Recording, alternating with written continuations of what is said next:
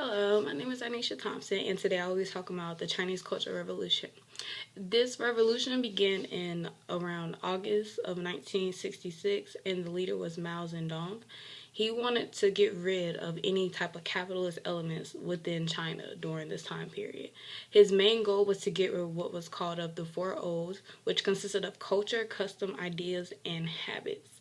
The people that he mainly targeted, they were people like landlords, rich peasants, counter-revolutionists, bad elements, righteous intellectuals, and other things that was within those categories. There were no distinct categories for those since they all intertwined so closely.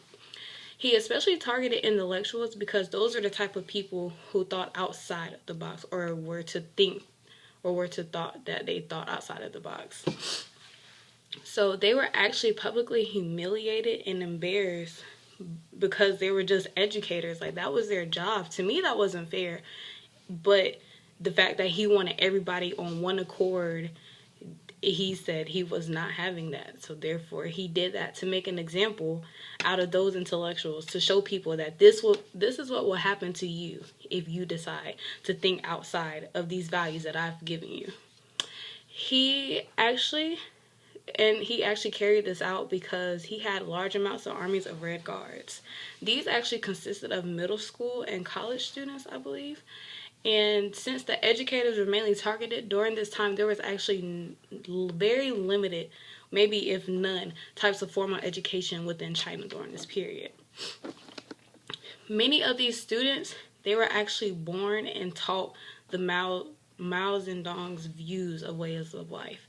And in the book, Liang, I'm sorry, I'm very horrible with names again, but Liang Hang also mentioned how when he was a child, maybe like 3, he remembered that Mao was one of the first words that he learned along with mom or dad. I thought that was pretty crazy, but that just shows the importance of who he was throughout the time period while he was growing up in China.